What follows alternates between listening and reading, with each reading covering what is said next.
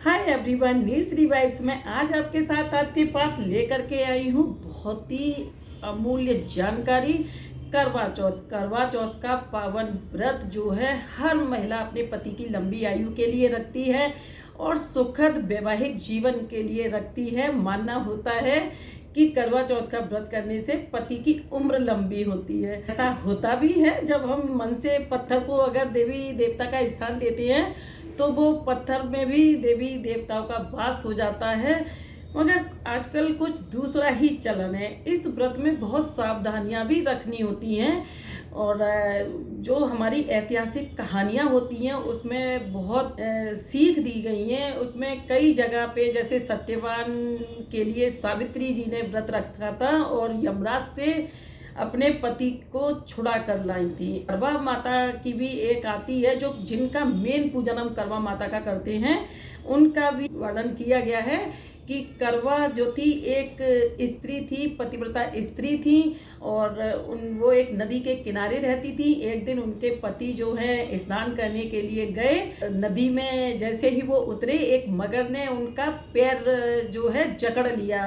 मगर तो निगल जाता है ना साबुत, तो पैर जो जकड़ लिया निगलने के लिए और उन्होंने जो है अपनी पत्नी को आवाज़ लगाई और आवाज़ लगाते ही जब करवा के कानों में पति के स्वर पड़े तो करवा एकदम से भागी। जो अपने कामों में बिजी थी, उन्होंने देखा कि मगर ने उनके पैर को पकड़ रखा है, उनके पति के पैर को। तो करवा माता ने जो है तुरंत ही यमराज से प्रार्थना की कि इस मगर की इतनी हिम्मत जिसने मेरे पति के पैर को पकड़कर खाने की कोशिश की है। यमराज जो थे प्रकट हुए। पहले इतना सत्य होता था ऋषि मुनियों में और पत्नियों में, पतिव्रता स्त्रियों में, और सच जो होता है ना, सच इतना सत्य था कि अगर अपने मन से जो भी चाहती थी, सन्यासी हमारे गुरु जो भी होते थे वो तुरंत एकदम से पानी का हाथ में संकल्प लेके और बोलते थे, चीज़ उनके सामने तुरंत हाजिर होती थी। तो उन्होंने यमराज को याद किया और यमराज को बुलाया। यमराज आए, उन्होंने कहा बेटी करवा, अभी इस मगर की जो है ना उम्र बहुत है और इस तरीके से मैं उसको नहीं ले जा सकता अपने साथ। तो करवा जो थी वो बहुत क्रोध में आ गई और उन्होंने कहा यमराज जी, अगर आप ऐसा नहीं करेंगे तो मैं आपको भी शाप दे दूंगी। और करवा के शाप से डर के यमराज ने जो है उस मगर को अपने साथ ले जाने के लिए उसके प्राणों का हरण कर लिया और वो ले गई अपने साथ। तो उसी दिन से ये व्रत जो है स्टार्ट हुआ है। माता करवा को साक्षी मानकर महिलाएं संकल्प लेती हैं, अपने पति की लंबी आयु के लिए व्रत करती हैं। आजकल देखा है कि बहुत ज़्यादा चलन चल पड़ा है, कुंवारी लड़कियां भी व्रत रहती हैं। तो कहीं कहीं आपने पढ़ा भी होगा, हमारे जो आज के टाइम में भी कुछ ब्राह्मण हैं वो भी बताते हैं कि करवा चौथ व्रत का जो एकदम से बॉलीवुड ने उपहास बना दिया है, एकदम से पूजा पाठ को इस तरीके का बना दिया है कि जो बहुत सात्विक पूजा है उसको एक व्यापार का नाम दे दिया है, व्यापारीकरण कर दिया है। कहीं कहीं आप लोग खुद भी पढ़ते होंगे, देखते होंगे कि पति साड़ी नहीं दिलवा पाया तो पत्नी ने पति की हत्या कर दी या पति ने पत्नी की हत्या कर दी। तो इसमें भावनाएं कहाँ रही और इसमें जो है सत्यता कहाँ रही और इसमें प्रेम प्यार का तो कोई बंधन दिखता ही नहीं है। बहुत कम शब्दों में कहूँगी कि इस व्रत का उपहास ना उड़ाएं, बेटियां इस व्रत को बिल्कुल भी ना रहें। ये कोई हंसी का विषय नहीं है कि हमने हंसी हंसी में कोई भी व्रत कर लिया। लड़कियां हैं, पेट में भूख का दर्द का बहाना करके खाना नहीं खाती हैं, तो क्या इससे व्रत संपूर्ण होता है या किसी की उम्र लंबी होती है? ऐसा नहीं होता है।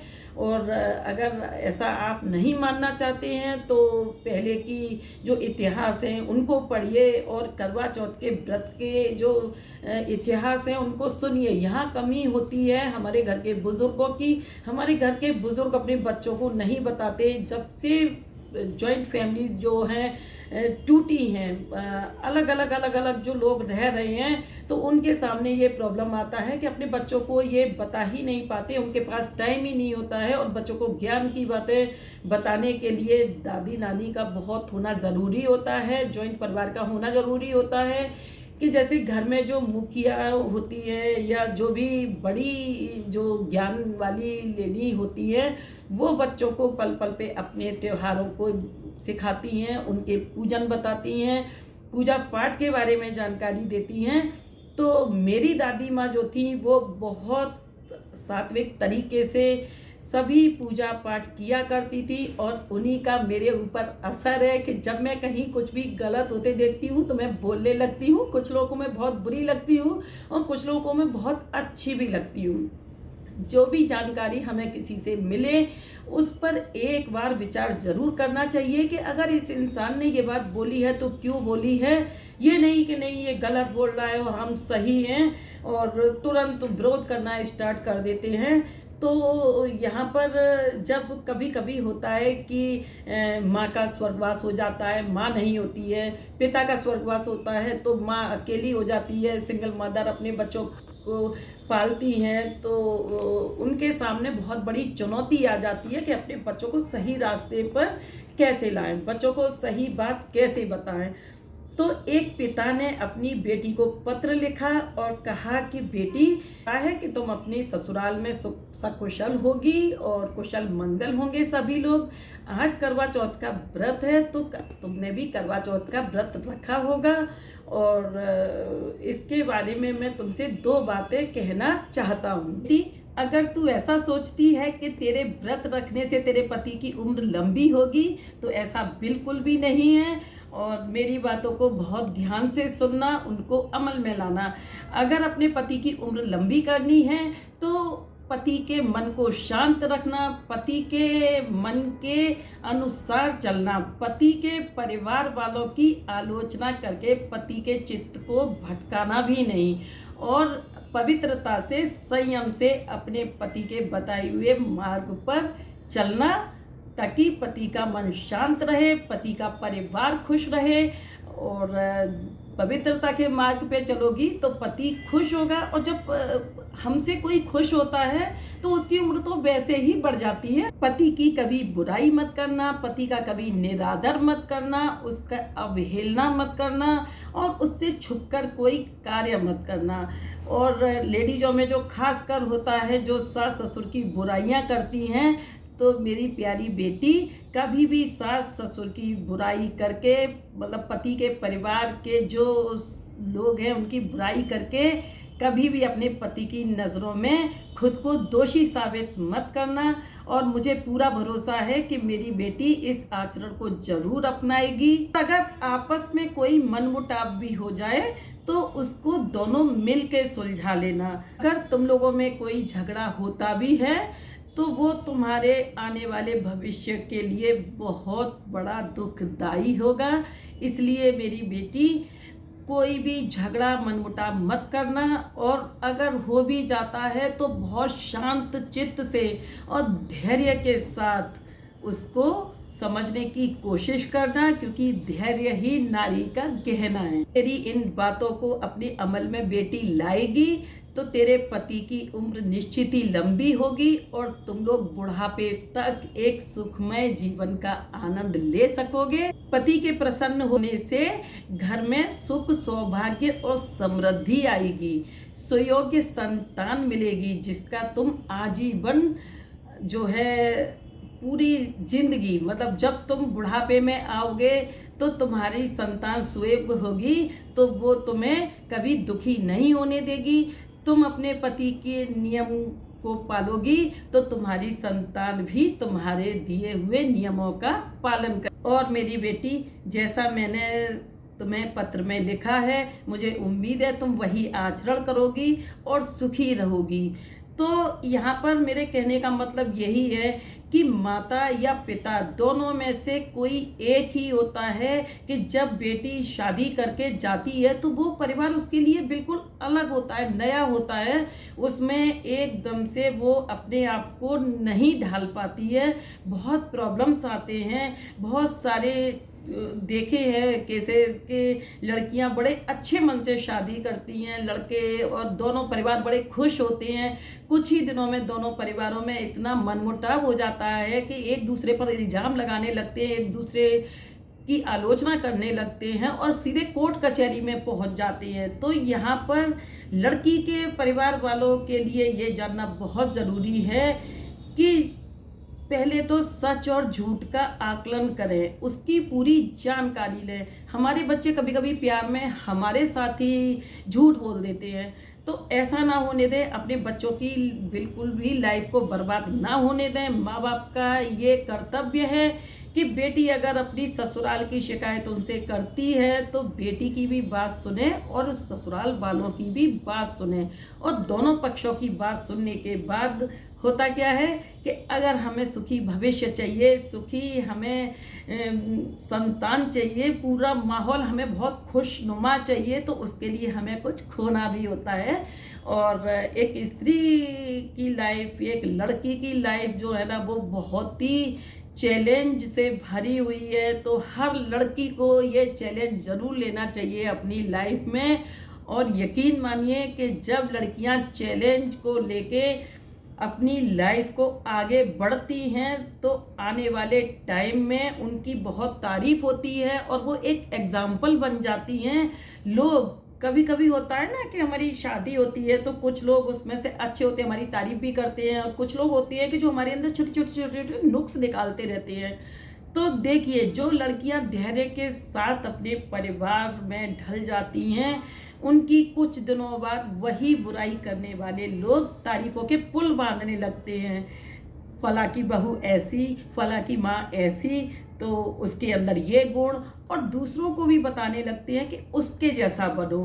तो आपको कैसा बनना है ये आपके ऊपर डिपेंड करता है। और अगर मेरा वीडियो थोड़ा सा भी अच्छा लगा हो, और अच्छा क्या लगा हो, कुछ लोगों को बहुत अच्छा लगेगा और कुछ लोगों को बुरा भी लगेगा कि क्या लड़कियों को ही झुकने का अधिकार है। आजकल लड़कियों के दिमाग में ये बात बहुत गहरी बैठ गई है कि नहीं, हम लड़कियां लड़कों के बराबर हैं, करो बराबरी, लड़कों के बराबर जाओ, आप भी जाओ प्लेन उड़ाओ, आप भी जाओ शिप बनाओ, आप जाओ वो हर काम करो जो लड़के करते हैं, लेकिन आप वो काम मत करो कि जो आपके मत्थे लग जाए कि ये लड़की इस घर के लायक नहीं थी, या ये लड़की। ये भी तो चैलेंज होता है ना कि कभी कभी ससुराल वाले ये बोल देते हैं कि ये लड़की हमारे घर के लायक ही नहीं है, चाहे वो लड़की बहुत गुणी है, मगर छोटी छोटी सी कुछ चीज़ें, कहते हैं ना कि हम किसी के साथ 100 अच्छाइयाँ कर दें उसको कोई याद नहीं रखता, और एक ज़रा सी हमसे कोई चूक हो जाती है तो बस हमारी वो चूक सबको दिखती है, हमारी अच्छाई किसी को नहीं दिखती है। तो बस धैर्य के साथ हमें लगे रहना है। और मैं वही कहती हूँ आप लोगों को जो मैं खुद करती हूँ, मैं वही दिखाती हूँ जो मैंने खुद ने देखा है। और अभी मैं ऐसे बैठी हूँ, आप लोग यकीन नहीं करेंगे, जब मैं अपनी ससुराल में होती हूँ ना तो किसी ने मेरा फेस नहीं देखा, मैं इतना लंबा घूंघट भी करती हूँ तो लोगों को यकीन नहीं होता था। मैं स्टार्टिंग में, मुझे बच्चे भी नहीं थे तो उन लोगों को यकीन नहीं होता था कि मैं इतना लंबा घूंघट भी कर सकती हूँ। तो कोई काम ऐसा नहीं है, कोई काम ऐसा नहीं है कि जैसे हम नहीं कर सकते हैं।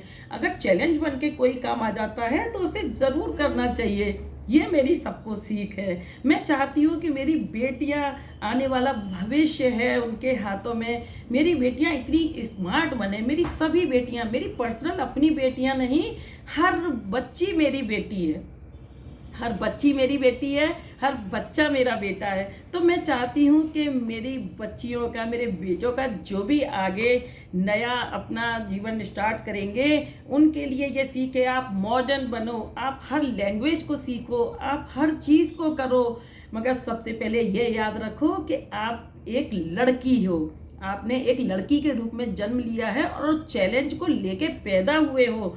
तो आप प्योर अगर लड़की हो और चैलेंज एक्सेप्ट करती हो कि आप लड़कों के कंधे से कंधा मिला सकती हो, तो आप बहुत गुड़ी हो और आप हर चैलेंज को पूरा कर सकती हो। और करके तो देखो, अगर थोड़ा सा मुश्किल, हाँ मुश्किल होता है, कोई भी चीज़ हमें हासिल नहीं होती, एकदम से हासिल नहीं होती, चैलेंज होता है हमारी लाइफ में। अगर आप उस चैलेंज को एक्सेप्ट करेंगे तो बस खुशियाँ ही खुशियाँ आपके दामन में होंगी।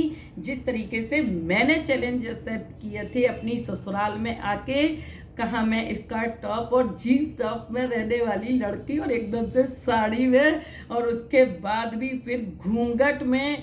तो जब मैं ये करती थी तो हर कोई मेरे सामने नतमस्तक होता था कि वाह ये है लड़की, बोलने नहीं देती किसी को। और आप यकीन भी नहीं करेंगे, मैंने चूल्हे पे भी रोटियां बनाई हैं। तो लोगों को लगता था, मेरे जेठ जी कहते थे अरे ये तो चूल्हे पे भी रोटी बना लेती है। तो क्या तब अच्छा लगता है ना कि हाँ भाई हमने कुछ कर लिया। और ऐसा नहीं है, आप देखिए आप लोगों के सामने हूँ, मैं यूट्यूब पे भी आ रही हूँ, आप लोगों को भी बता पा रही हूँ। तो मैं चाहती हूँ कि मेरी हर बेटी इतनी सक्षम बने, सर्वगुण संपन्न जिसको बोला जाता है। बोलने में तो बोल देते हैं कि सर्वगुण संपन्न है हमारी बेटी, केवल पढ़ने लिखने से हम सर्वगुण संपन्न नहीं होते हैं। हमारे आचरण से, हमारी धैर्यशीलता से हम सर्वगुण संपन्न होते हैं। वीडियो बहुत बड़ी हो जाएगी तो मैं वीडियो का यहीं एंड करती हूँ। मेरी जिस प्यारी बच्ची को, किसी को भी अगर थोड़ा सा भी लगा हो कि मैंने कुछ कमियां ज़्यादा बोल दिया है तो ये और ये भी कर लेती हूँ, लेकिन मैं बताऊंगी ज़रूर। मैं जो अच्छा समझती हूँ उसको मैं कह चुकी हूँ। और अगर आपको अच्छा लगा है तो बस कर दीजिए लाइक और सब्सक्राइब फैमिली एंड फ्रेंड के साथ। और ये मेरा मंदिर है, यूट्यूब का जो चैनल है मेरा मंदिर है, तो इसमें घंटा भी है, बस टर्न कर दीजिए उसको ताकि मेरी वीडियो सबसे पहले आपके पास आए। तो अब लेती हूँ आपसे विदा और मिलती हूँ नेक्स्ट वीडियो में। Bye bye, take care. हंसते रहें, मस्त रहें, व्यस्त रहें अपनों के साथ। Thanks for watching.